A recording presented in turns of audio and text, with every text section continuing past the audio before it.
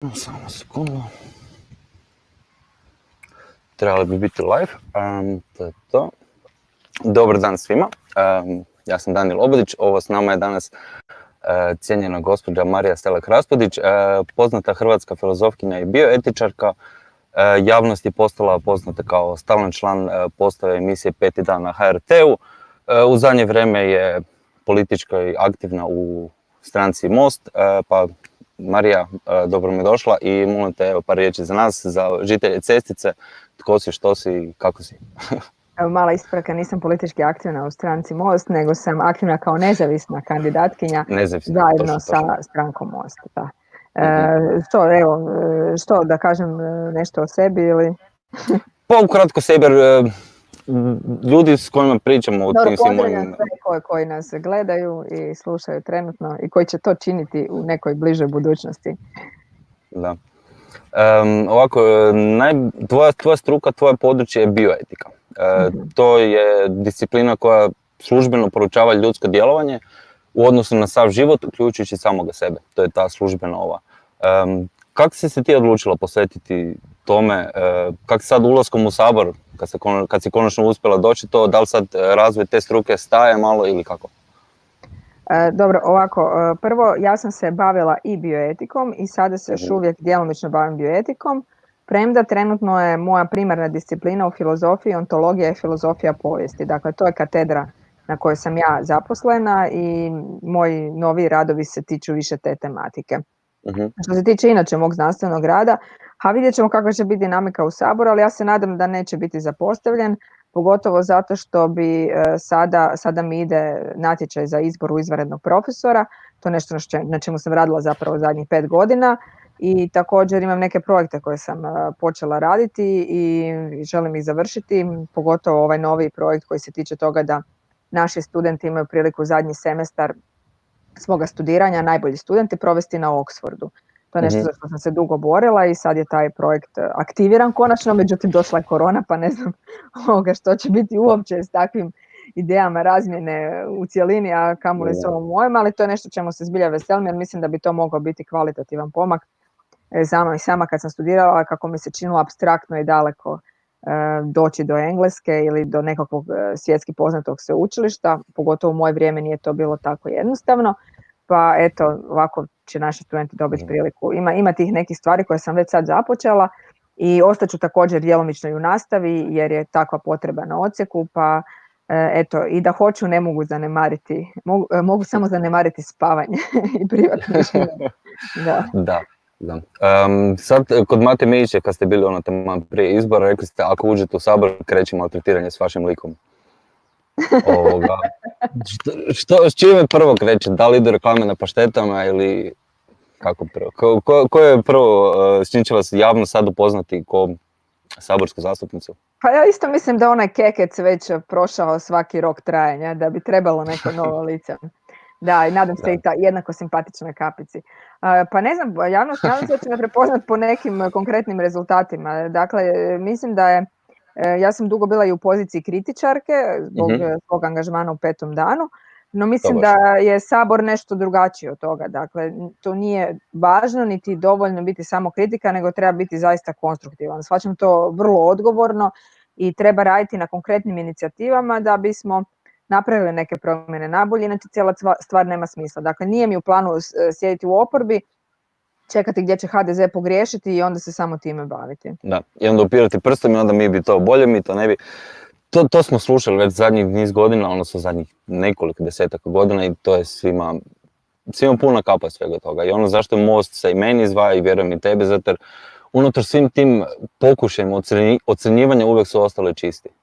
To je ne znam kako si ti vidjela. Prioritet, da, isto tako, i na isti način. Dakle, u politici se bavimo realnim, nema idealnoga. Znači, svaka opcija je donekle griješila koja je djelovala i ja to poštujem uvijek više, čak i one najgore, od onih koji sjede na naslonjaču i samo kritiziraju. Što sam bila i ja i što sam smatrala da nije dovoljno i to je razlog zašto sam se uključila.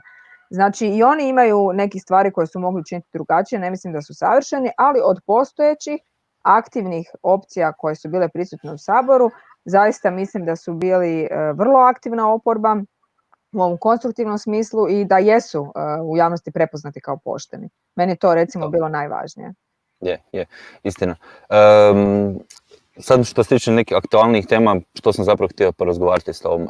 Događaj iz ovog tjedna koji je meni skoro pa prošao ispod radara, ovo sa Aja Sofijom i njena prenamjena iz muzeja u džamiju. Koji to značaj ima za Europu, za Hrvatsku, odnosno čak bi se usudio za cijeli svijet? Jer to medijski nigdje nije popraćeno. Znam u nekim medijima neka kartica možda na nekoj stranici i to je to. Ali sad da neko dublje kopanje, da li ima nešto više od toga ili je to nebitno? Ne mislim da je nebitno, ali moram priznati da je meni promakao događaj, tako da bi trebala malo razmisliti i bolje proučiti što se točno dogodilo, da mogu dati neki konkretniji sud, jer ne volim ovako u prazno. Ali inače Erdogan je poznat kao jedan autoritaran vladar koji je angažiran na svim poljima, pa me ne čudi da ide i u tom nekom smjeru. Mada ne bi zaista ulazila dublje jer nisam ni sama vidjela vijest, pa ne znam o čemu se točno radi. Dobro, onda drugi put o tome. Ali zanimljivo pogledat ću ja. Ne, pa stvarno mi je zanimljivo, upravo to za 3 ispod radara je prošlo. Bila sam moja Sofija, pa mi je evo baš zanimljivo ovoga za čuti. I nisam to znala. A religija, odnosno vjera, pogotovo u našem području kršćanstva, je na napadu non stop. Znači, samo se čeka neki krivi korak i odmah je napad na to. Ali s druge strane, kad bilo koja druga vjera, bilo što napravi, tu se odmah staje u obranu. To mi je isto onak zanimljivo sa strane gledati, ne opet donositi prenaglo neke zaključke i gledati kako društvo reagira na to i što se sve razvije, sve toga. Isto kod Mijeći mi je bila jedna zanimljiva rečenica tvoja, vaša, da postoje samo 2 opcije, da ili djecu donose roda ili da je dijete nastalo, odnosno da ljudi nastaju začeća. Pa mi znamo da djeca donose rode, valjda si to možemo reći. Da. Baš se ne možeš biti tako rodfobična. Stojiš ispod jednog drveta, tako Dobre. Da pazi da ti neko dijete slučajno ne sleti na glavu jer kad roda prolazim. Da. To mi je isto, meni je jedno od dražih tema, pogotovo to. Djeca su jako osjetljiva i sve što se oko njih okruži jako osjetljivo i čim malo pogrešiš odmah te krenu napadati, ne smiješ djecu dirati, djeca moraju ostati nevina, razvijati se samo po svome. S čime se slažemo, ali opet sve živo od politike, od društva, školstva, kulture, sve na neki način se povezuje s njima. Pa isto tako ta glavna tema pobačaja, koja je sad u ovim izborima na ovaj ili onaj način bila glavna tema. Da li si već iscrpila sad sve to, ili odnosno tematiku tu, ili bi još možda malo htjela razgovarati samo o tome da vidim da li tu možda dijelimo neke mišljenje. Jer ako sam dobro shvatio, ti si rekao da onaj način na koji se sad prezentira u javnosti, da tak treba nestati. Znači ne da općenito tema pobačaja treba nestati ili da se više uopće ne priča o tome, nego način na sad koji se priča, da taj način treba nestati. Da li sam dobro pogodio? Tema pobačaja je bit će upamćena po tome što je to tema o kojoj se najviše govorilo da se nije baš ništa reklo. Dakle, u tome je problem. Znači, mi uopće nismo imali raspravu o toj temi, niti smo iznosili bilo kakve argumente, pa čak i viđenja. To se svelo vrlo brzo na jedno prepucavanje tko je bolji čovjek ili traženje lovna vještice na one koje nemaju prema drugima podobno mišljenje. I onda čim sam shvatila da to ide u tom smjeru, ja sam zapravo odustala od same rasprave jer zaista smatram tu raspravu kompleksnom i voljela bi u jednom trenutku da mogu sjesti i sat vremena samo o tome razgovarati, jer to nije uopće jednostavno, to godinama i proučavam s ovog znanstvenog aspekta, a i kao čovjek sam naravno zainteresirana, budući da sam već davno artikulirala da se tu nalazim na neki način i sa samom sobom u kontradiktornoj poziciji. I nastavila sam zbog toga dalje razmišljati o tome. Međutim, nema svrhe razgovarati ako netko kaže prvo da postoji samo jedna istina, jedan odgovor, a drugo, ako taj odgovor služi da bi se druge prikazalo kao nekakve, ne znam, kato talibane otprilike. Najdraži naziv mi je to. Meni je pak to postalo jako zanimljivo jer sam do prije par godina ja bio na lijevoj strani odnosno pro-choicer sam bio. I zato jednostavno nisam znao, nisam imao informacija o tome kako uopće doći do druge strane, kako vidjeti tu drugu stranu. Jer, kako si sad rekla, jedna strana uvijek tvrdi da je ona u pravu, ali na kraju kraja uvijek jedna strana mora biti u pravu. Ne mogu 2 istine postojati za jednu stvar. Dakle, i tu mislim, a pitanje je krucijalno za sve. Znači, da li je to... Da, dakle, zbilja je to teško sažeti, ali postoji puno pitanja. Dakle, u trenutku kada je pobačaj dozvoljen, on je bio nekakav osigurač. Dakle, postoje prava koja su, kako bi rekla, pravo da bi ga koristio, postoje prava koja su osigurač, dakle, kao nekakav jamac slobode, nekakvo emancipacijsko pravo u tom trenutku bilo, zato što su žene tada i zapravo i godinama i stoljećima prije bile u nekakvoj potlačenoj poziciji. I na neki način, grubo rečeno, muškarac je s njima mogao raspolagati. Da. Ne govorim samo o onom prapovijesnom gdje je postojalo pravo prve noći, nego i kasnije, dakle, uopće taj položaj žena. Međutim, mi se sada nalazimo u jednoj drugačijoj situaciji gdje je i kontracepcija i svijest razvijena do te mjere da se zaista postavlja pitanje treba li nam pobačaj, odnosno što je on sada u odnosu na ono što je bio prije pola stoljeća. Dakle, to je tradicija stara pola stoljeća u smislu ovoga od kada je on dozvoljen. Da. Dakle, postoji li nekakva razlika? Drugo je pitanje, je li bili korak bio naprijed ako bismo mi uključili i dakle, nerođenu djecu u ljudska bića.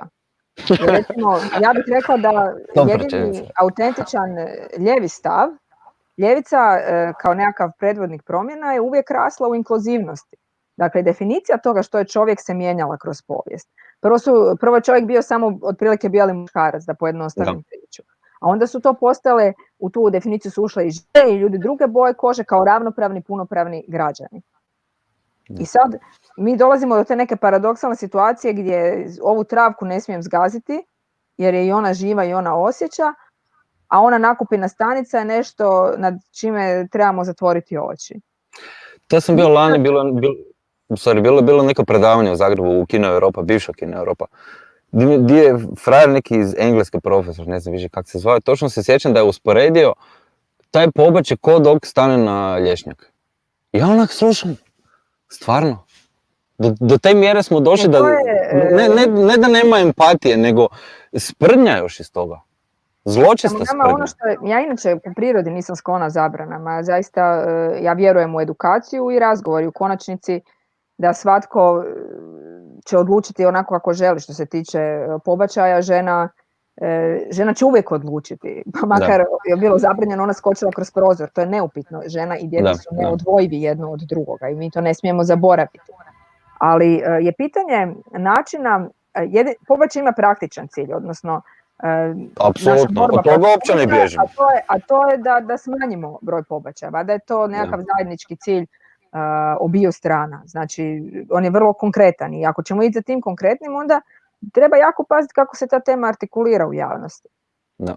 Jer ako vi kažete da je, ne znam, žena inkubator, ukoliko mora zadržati to dijete, onda naravno da se općenito i trudnoća i imanje djeteta doživljava kroz nekakvu prizmu podvrgavanja žene. Vi možete reći da je žena koja je odlučila roditi, iako joj to ne ide u prilog ili će se odreći djeteta nakon što rodi zato što ne može iz, ne znam, različitih razloga, je heroina, ne inkubator. Da. Puno je toga, to samo uzimam kao primjer, zato što puno toga ovisi o tome kako ćemo mi govoriti o tim stvarima. Tako će se one shvaćati, onda će sukladno tome i postupati. Dakle, ja mislim da tu postoji veliki prostor za poboljšanje, a nismo uopće došli do toga da o tome ozbiljno razgovaramo. Bila je u samom 5. danu nekoliko puta ta tema na rasporedu, ali svi argumenti koji su dolazili od vaših protivnika, već sam ih čuo. Znači, i uvijek su to tak argumenti koji samo odeš korak ili dva naprijed i pobiješ taj argument. Ili ovo samo inkubator, pa mi pro-liferi, a makar i taj naziv mi je bez veze, pa upravo mi govorimo da žena je više od inkubatora, odnosno da je to već dijete unutra, ne da ga mora zadržati, nego da ga prihvati, da uopće promijeni pogled na život.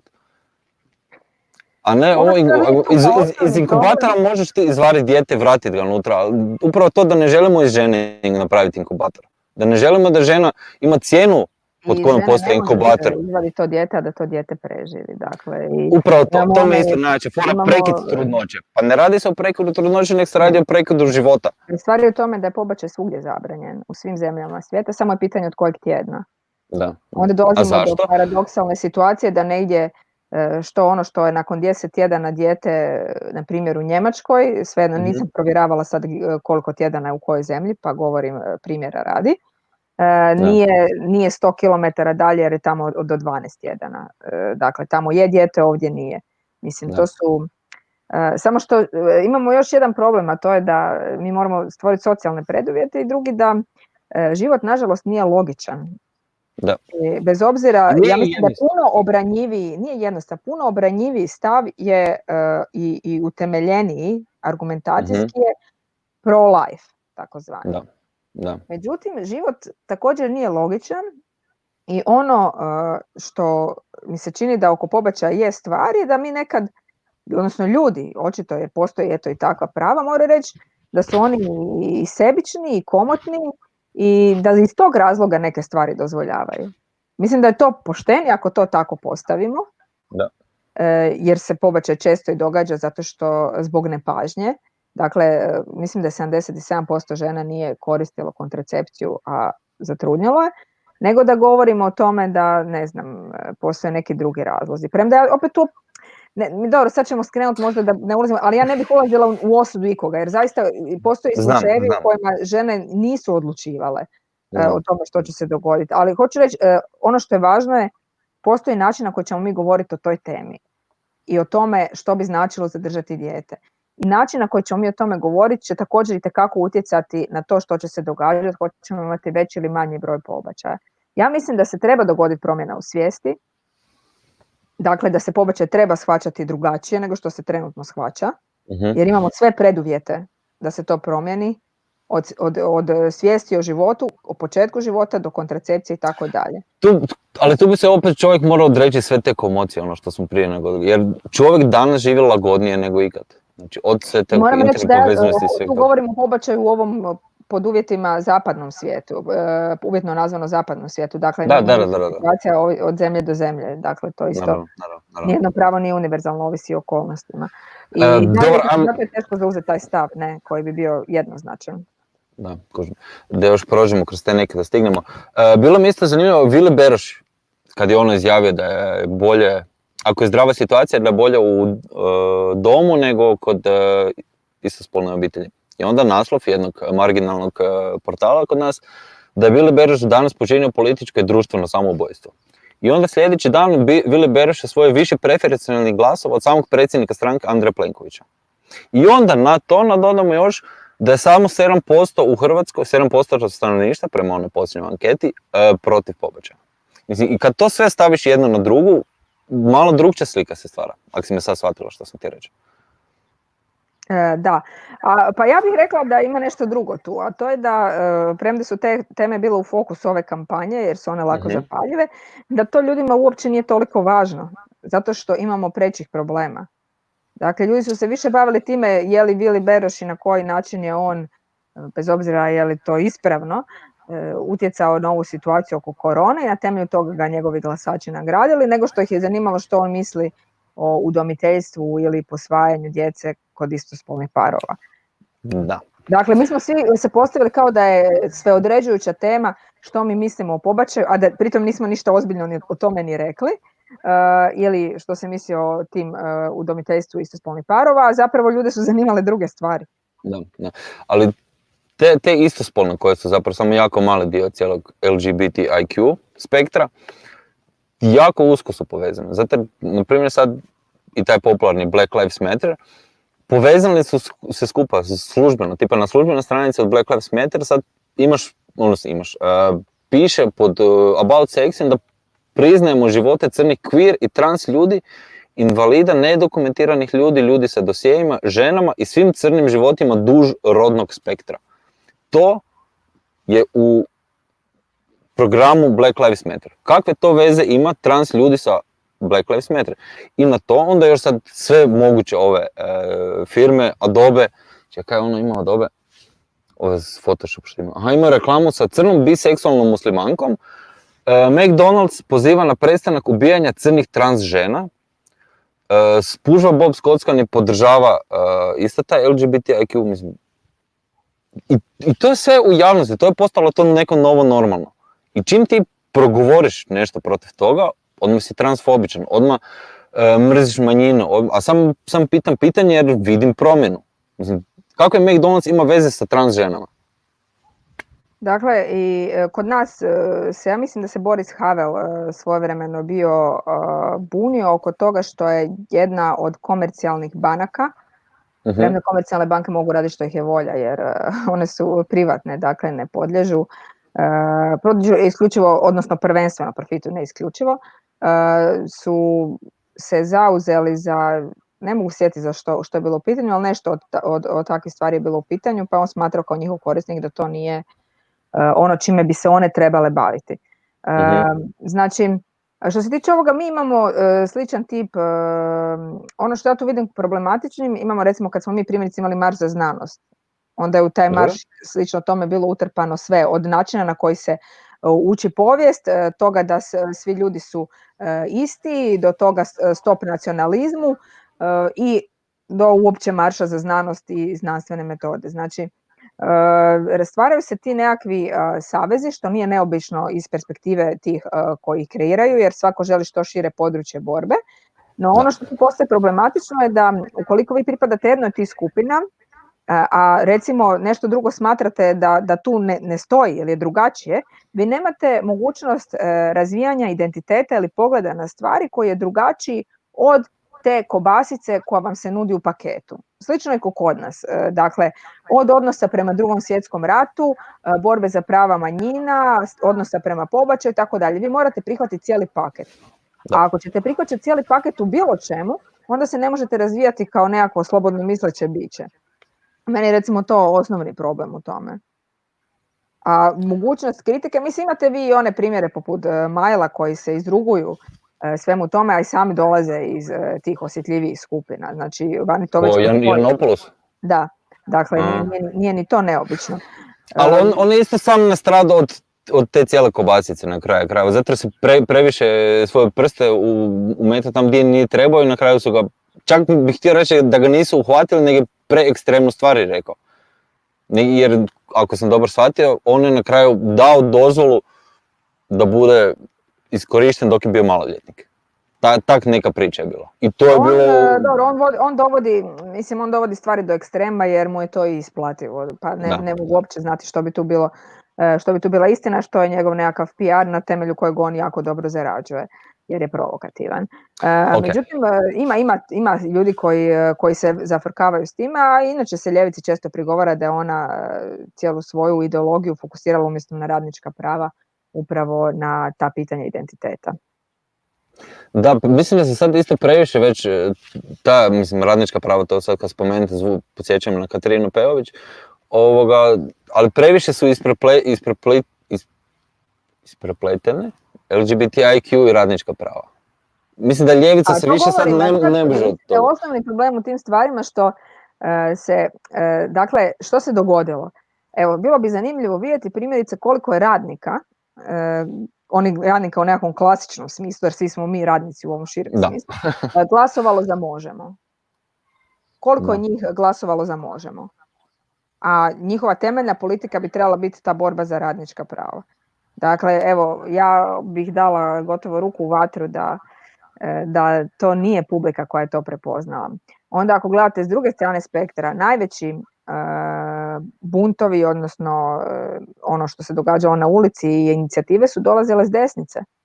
Dakle, od referenduma o promjeni izbornog zakona i od onoga što se zapravo artikuliralo kroz Istanbulsku konvenciju, dakle, i tu se skupljaju također potpisi. Znači, tu su puno jače aktivnosti i puno širi bazen onih koji na njih reagiraju nego ovaj koji ljevica pokušava obuhvatiti sa onime što ona naziva borbom za radnička prava. Evo postavljam pitanje koliko je radnika glasovalo za Možemo. I čemu onda uopće takva retorika ako ona odgovara nekakvoj višoj srednjoj klasi? Zato jer lijepo zvuči, mislim, tko je protiv radničkih prava? Zar ne bi svi trebali biti za radnička prava? Ili isto, tko je protiv ženskih prava? A Proust to sjajno opisuje, ima Proust u svojoj Sodomi i Gomori, ima pasuse o tome kako su te obitelji koje su radile velike balove na njih voljeli uvijek pozvati nekoga ko ne pripada njihovom društvenom sloju, zato da bi se osjećale dobro sa samima sobom. Da. Ako to ide, da. Ima tu nešto. Spomenula si Istanbulsku konvenciju. Turska, ako sam isto sad to dobro vidio, sad razmišlja da se povuče iz tog sporazuma, odnosno da otpiše to. Ja isto mislim da smo se previše zaletili u svemu tome, da nismo ni svjesni koje to sve posljedice donose za sobom, upravo u vidu svih ovih izmišljenih, ja to nazvao, ljudskih prava. Jer da sad se nadovežemo na to, možeš ti probati definirati trans ženu ili se složiti s tim da je trans žena žena? Pa dobro, ne bih sad ulazila u definiciju, morala bih razmisliti o tome što bi to značilo. Ono što sam ja tu istaknula kao potencijalni problem kada je bio razgovor o Istanbulskoj konvenciji u jednom intervjuu je činjenica da sad imate onu klasičnu definiciju kod Spinoze da je sloboda spoznata nužnost. Što se toga tiče, znači imamo jednu situaciju u kojoj postoji nešto čime smo mi determinirani, na primjer naš spol. No, to ne mora u današnje vrijeme biti naša granica. Znači, što znači danas biti spolno muško? Čekaj, to se slažeš s tim ili samo objašnjavaš? Sad ću objasniti. Dakle, to ne mora biti, dakle, što znači samo muško ili samo žensko danas ako vi imate jednog Davida Bovija, koji je unutar svog spola se mogao poigravati sa svojim identitetom koliko god je htio. Ali on je dalje bio muškarac. Točno. I sad, ako vi odlučite, dakle, promijeniti spol, dobro, onda se postavlja pitanje u što ga vi mijenjate. Gdje je ta granica koja je vama smetala ranije? Ali kako možeš spol mijenjati? Ne možeš samo mijenjati vanjski izgled, ne možeš broj kromosoma promijeniti. Dobro, može se mijenjati rod. A rod se može mijenjati. Evo, ja sam na početku ovog intervjua se osjećao kao Daniel, a sad se osjećam kao Elizabeta. I ja sam promijenio si rod. I mislim... Rodno ne, hoću reći da mi kad nešto mijenjamo, to je sad, dakle kad mi nešto mijenjamo, mi time zapravo potvrđujemo da je to determinirano, da postoje neke granice unutar spola. A ja ne mislim da one postoje, dakle ne mislim da mene moj spol ograničava. Unutar spola ili unutar roda? Unutar spola, u smislu ograničenja onoga što se naziva rodom, dakle. Ali moramo razlikovati te dvije stvari. Znači, rod je sasvim svoja posebna kategorija, a spol su isključivo binarni. Postoji muško-žensko, nema dalje. I mislim da je to totalno precizno jasno. Ove interspolne, to su fakat marginalni slučajevi, to nema smisla. Onda transseksualno. Transseksualno ili transrodno? Transseksualno. Evo, zapetljat ćemo se, pa možda bolje da ne ulazimo dublje, samo hoću reći dakle da nismo mi spolno tako snažno determinirani u smislu da to ograničava naše slobode. Danas je to već općenito je prihvaćeno da žene mogu raditi što god žele, muškarci mogu raditi što god žele i tu je već dovoljan prostor slobode. Pa onda kada mijenjamo spol je pitanje u što ga mijenjamo, da. Ali dokud odnosno javnost mora sudjelovati u tom njihovom izražavanju osobne slobode. Ako netko želi, tipa muškarac, ako on želi da ga se oslovljava kao žena, ako je moj dobar prijateljica, ja ću ga oslovljavati tako, ali da to mora biti zakon, da ću ja biti kažnjen ako ga ja ne oslovim, ako u papirima neće pisati. To je apsurd društva. Ili ona žena koja je službeno muškarac i u vrijeme rađanja je bila muškarac. I to je trebalo biti prvi presedan u povijesti ikad da se rodi dijete bez majke. Mislim... Aha. Dobro, to su sad i paradoks. Ono što mene više tu zabrinjava... Da, ali to se sad događa. Neuspješne promjene spola. Imali ste recimo u zemljama u kojima je eutanazija dozvoljena, imali su upravo slučajeve ljudi koji su prošli transformaciju spola i nisu i dalje bili zadovoljni i onda su aplicirali zapravo da bi im se dozvolila eutanazija i bila im je dozvoljena. Dakle, pitanje je koliko su uopće uspješne te transformacije. I ta promjena spola. To je recimo iz perspektive osobe koja bira taj tip slobode. Ok, da li ćemo maloljetnicima dozvoljavati koliko može zapravo pronaći unutarnjeg zadovoljstva tom promjenom? Da li ćemo maloljetnicima dozvoljavati promjenu spola? To je dosta aktualno pitanje danas. I to će tek doći aktualno pitanje. Zato jer pratite se malo, preletite se kroz program Radničke fronte ili Možemo čega već. eksplicitno zabrana uplitanja u, kako se to nazvali? Da se ne smije reći nekome, odnosno ne smije ga se spriječiti da ide na te terapije. Znači ti ako imaš svog sina, što se može realno... Da se ne smije spriječiti maloljetnike? Nije eksplicitno navedeno maloljetnici, ali znam po drugim državama. Da, ne znam. Znam, ali oni nisu to naveli.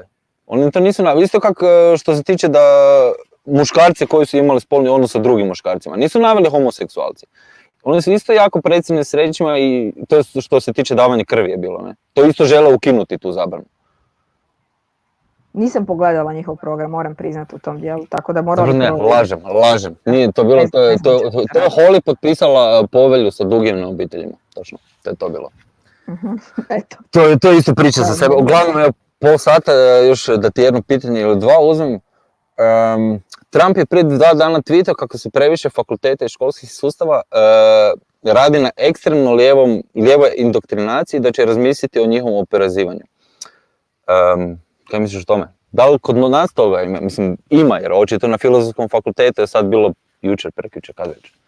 Ja ovako to gledam, mislim da svako od nas treba, ne govorim sad o filozofskom fakultetu, nego općenito, preuzeti odgovornost na sebe. Znači, vi ne možete plakati nad lijevom kulturnom hegemonijom ako niste sami ponudili alternativu. Znači, treba raditi, pogotovo što se tiče mladih ljudi. Zašto kod nas su mladi ljudi dominantno lijevo orijentirani? Barem oni koji se aktiviraju, ajmo to tako reći, aktivisti. Prvo, zato što naravno da i taj tip otvorenosti prirođen mladom čovjeku. Imate ono, tko u mladosti nije bio liberal, nema srca, tko u starosti nije bio konzervativac, nema pameti. Djelomično zato, ali djelomično zato što je spektar ljevoga u Hrvatskoj pokrio svu borbu i uzeo monopol nad njom za radnička prava, za ljudska prava kao takva, za korupciju, mislim protiv korupcije, dakle borbu protiv korupcije, protiv bilo čega toga tipa. Dakle, i time on prvenstveno postao privlačan mladim ljudima. Dakle, mislim da desnica nije se dovoljno aktivirala, ako ćemo govoriti uopće u tom spektru, nije se dovoljno aktivirala sama oko takvih tema, gdje bi onda stekla nekakav kredibilitet kojim bi mogla privući i mlađe ljude. Znači, ne možemo samo naricati na tom lijevom kulturnom hegemonijom, treba raditi. A onda je naravno pitanje toga postoji li uopće autentično lijevo u Hrvatskoj ili je to lijevo u Hrvatskoj isključivo vezano uz lojalnost nekim prošlim režimima, kao što je često kod nas slučaj. Da, zato uvijek kad gledamo sve te vijesti, i vani i kod nas, uvijek je ta borba, znači lijevi protiv desnih, mladi protiv starih, upravo to što si rekao, partizani protiv ustaša. Kod nas je to malo specifično, jer kod nas je ljevica za 21. stoljeće u sebi ima dijelove totalitarnih simbola i mi govorimo o 21. stoljeću. Da. Na kojim se društvenim mrežama ima službeno svoje profile? Znam da sad nemaš na Facebooku svoj. Imam, postoji moj službeni profil. Aha, to je službeni, ali tvoj službeni osobni ne postoji? Da, moj osobni ne postoji. Ok, ima neka teorija da si na Twitteru pod jednim specifičnim korisničkim imenom. Je li jesi to ti ili ne? Da, čula sam tu teoriju. Nekako kažu teorija je jedno, praksa je drugo. Jesi pogledala taj profil, kako ti se čini ovako na prvu? Jer taj profil nije opsjedan, nek je jako koncentriran upravo na taj LGBTIQ. Ima jako dobre teorije i užasno, jako je zanimljiv. Tako da to bi ti isto preporučio, ako već nisi ti, vink vink, da pogledaš to i da pogledaš interakciju koju ima s drugim ljudima, koje argumente iznosi. Mislim da će ti dodatno samo možda pomoći da vidiš na koju opasnost upozorava. Ajmo to tako nazvati.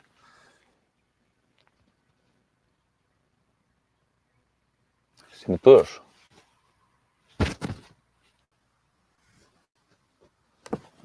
Čekaj. Pogledat ću. Može. Pogledat ću. Dobro, Marija, mislim da je to. Da li nosite maske kad izlazite u javnost? Kako se to sve sa tim stožerom čini? Sam samo malo prekida, ne Čekaj. znam zašto. Meni se samo malo.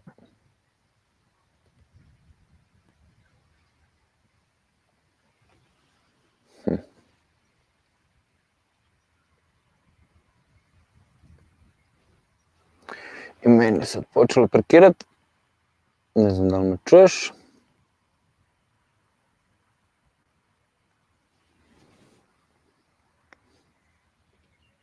Za sad ne nosimo, za sad nisu ni obvezne. Kako se čini, ne znam. Zabrinuta sam. Da. Zabrinuta sam zbog toga kako će naša budućnost izgledati. Jer jednom kada neke stvari postanu normalne, teško se vratiti nazad. I jel me čuješ?